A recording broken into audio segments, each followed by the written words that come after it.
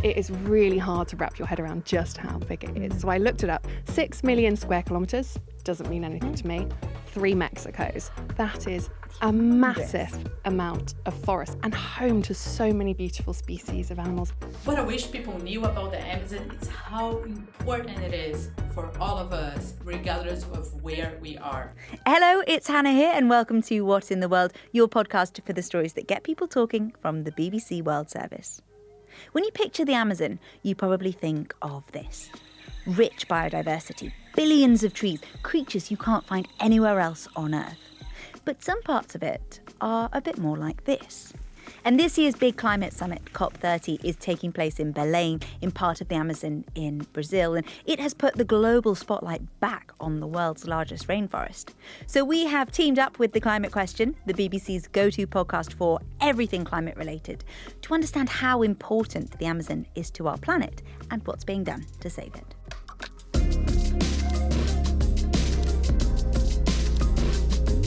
And here with me in the studio is Greya Jackson, who hosts The Climate Question. Hey, welcome back. Thanks so much for having me.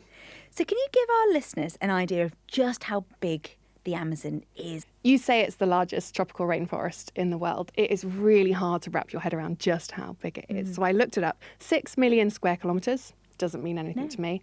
3 Mexicos. That does mean something to me. That is a massive amount of forest and a massive amount of trees and home to so many beautiful species of animals. But it's also home to so many people. And I really had no idea until I started looking into this. I've got here 47 million people live in the Amazon, of which 2 million are indigenous. So it's hugely important for people that live there, but also for the world, as I'm sure we're getting into. When we talk about the Amazon, we often really focus on Brazil, and the reason for that is because around 59-60% of the Amazon is in Brazil. So what they do really matters for the Amazon as a whole. And I read that the Amazon has 390 billion trees. Yeah, I always like to picture the poor person who has to go out and count them. all those trees. How do you They count don't them? do that. No. They take a data set, they yeah. work out how many, and then they extract by satellite. But it is mind-boggling how many trees there are there. I feel really lucky to have visited part of the Amazon. It was in Peru, and while I was there, we saw these amazing pink river dolphins. They were kind of mottled grey pink, and apparently they get pinker as they get older. The Amazon is so important for biodiversity. It's the most biodiverse place on Earth. And we've been hearing from someone who is passionate about the Amazon, Dr. Erica Berenga, who's a senior researcher at Oxford University and who's also from Brazil. The most striking thing about the Amazon when you are there, it's how all your senses get really overwhelmed. Of course, your eyes, because the amount of life that is there, there's always insects buzzing around, birds crossing your path, and so many trees of different shades of green that keep glinting under the sun. Just in terms of species of trees, we still don't know how many there are. Estimates are that across the whole Amazon basin, which occupies 9 different countries, there are about 16,000 species of trees, and just 11,000 has been described by scientists like myself. And in the middle of all these unknowns, there might be, for example, some plants that might be useful for different reasons. They might be useful for medicine, cosmetics. What I wish people knew about the Amazon is how important it is for all of us, regardless of where we are. The Amazon generates so much rainfall that it irrigates fields, even in Texas, or as south as the La Plata Basin in Argentina and Uruguay.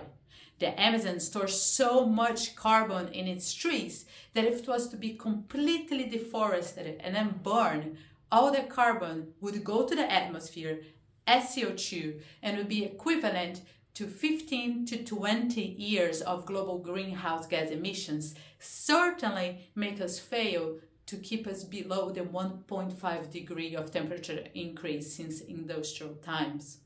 Greya, as well as the amazing biodiversity that we have just heard about, why else is the Amazon important? It's important for everybody. I'll talk about the region first, though, because it's really interesting. So the Amazon, well, you've been. what does it feel like when you walk around? What's the climate like? Sticky. It's wet, it's Yeah. humid, and it's hot. So what's happening? The sun's shining down, and that's causing all the water to evaporate, and then also evapotranspiration if it's coming from the leaf. Yes, I think I was evaporating too. And that goes all up into the sky. And you can think of it as like flying rivers going all across the continent, which then come down as rain elsewhere. As far as Argentina, and that's really important for agriculture, I think, crops. But also places like Brazil are really highly reliant on hydropower, right? And you've got to have that rain in order to have that hydropower. So it's really important for the local weather, the region's weather.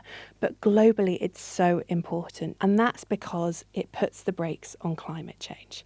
Now, why is that? So climate change, we talk about this key planet warming gas, carbon dioxide. It's released when we drive our petrol cars or when we burn coal to heat our homes or gas, whatever. Those are all key drivers of climate change. Now, what trees do is they absorb that carbon dioxide. They suck it all in, to put it in a very basic way, and they use it to create energy, and it gets stored in the branches, in the leaves, in the soil. And that means that CO2 is no longer in our atmosphere acting as a blanket and trapping all that heat. So effectively, without nature, without places like the Amazon, we would be experiencing a much hotter world as a result. The Amazon also has lots of really valuable resources, right?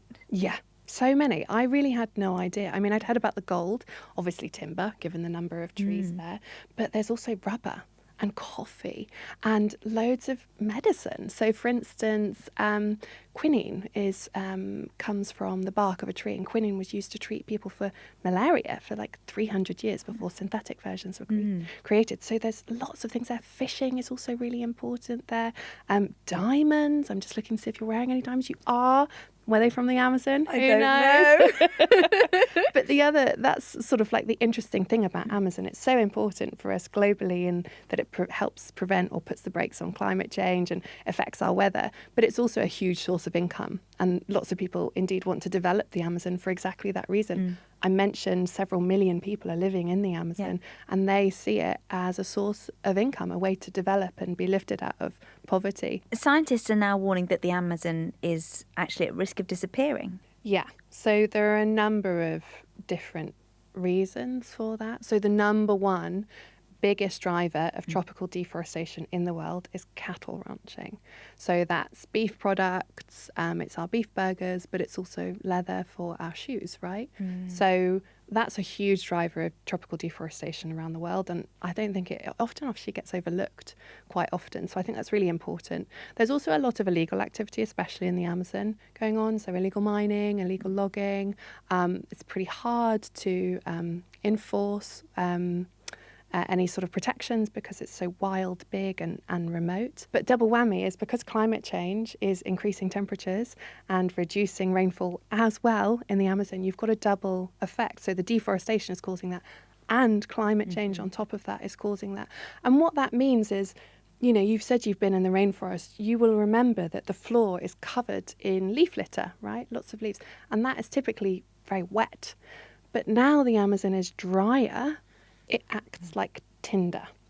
And that means fire can spread so quickly and so easily in the Amazon in a way that it hasn't been able to. So I was looking at some data between 2001 and 2023, and fires in the Amazon region are now burning at least twice as much as they were in the early noughties. Last year was a particularly bad year, a record-breaking year in 2024. So, Greya, we've heard how important the Amazon is for all of these different reasons and that it's at risk. What's being done to try to protect it? So back in 2021, there was a global agreement. More than 100 world leaders signed up to end deforestation by 2030. And there were several countries in the Amazon that signed up to that pledge. So Peru, Brazil, Ecuador, Guyana, Suriname, they all signed that pledge. But there are a few countries I didn't mention there that do have parts of the Amazon in. So Colombia, Bolivia, French Guiana, Venezuela, those countries did not sign up to it. And I was looking as to why. And Venezuela and Bolivia have both said that they want to develop the forest. And this is a really sort of big contention we see. A lot of people living in the Amazon live below the poverty line, right? They want to develop, they want to have access to good healthcare, and a way to make money is to chop down the trees and sell it. So there is this really difficult line to tread between protecting the forest but also protecting the people that live within it. To reduce the forest fires that we talked about earlier, that's a really big global issue, because that means we have to get a handle on our emissions. The only way to stop those forest fires is not only to stop emitting, but is also to take some carbon dioxide out of the sky to create a cooler planet. And the sort of argument there is over who pays for that, who does that, right? And historically, it's been the rich Western countries that have done most of the carbon polluting. And the argument goes from countries like Brazil, well, you need to pay. You need to pay us to protect this vital resource, the Amazon, but you also need to pay us damages that have been caused as a result. And so that's why in the last few years, these huge climate summits, they've been really focused on finance and money and how that money is distributed among everyone in the world. Money is one of the things that's talked about every year at the COP, the International Summit on Climate Change. And this year it's going to be held in the Amazon for the first time with a particular focus on the Amazon. Are there going to be any agreements made in order to protect the Amazon? What can we expect from this conference? Yeah, so there's been a lot of talk of something called the TFFF, which is the Tropical Forests Forever Facility. This is a money mechanism, basically. And it's set to launch at COP30. It's led by Brazil, and it basically seeks to compensate countries and help them preserve the forest. But the interesting thing about it is that 20% of that money will go to Indigenous peoples who, have a really strong track record of protecting the forest, the biodiversity and the carbon that's stored within it. But it is worth saying that more widely, this is 10 years on since the biggest climate and most ambitious, actually, climate agreement we've ever had in Paris, which agreed to sort of ideally keep temperatures to 1.5 degrees warmer than pre-industrial times. That is so important for a place like the Amazon, as we discussed, because if we want to protect it, if we want to reduce the forest fires, we do need to reduce our emissions. So that really is on all of us, isn't it? Greya, thanks so much. Thank you. That's it from us, but if you want to find out more about COP, do make sure you listen to The Climate Question. You can find it wherever you get your BBC podcast, and it's also right here on YouTube. Make sure you check out their brand new playlist. If you have thoughts on this or any other episode, drop us a line in the comments below. We're also on WhatsApp, we're on Instagram at BBC What in the World. I'm Hannah, this is What in the World from the BBC World Service, and we'll see you next time.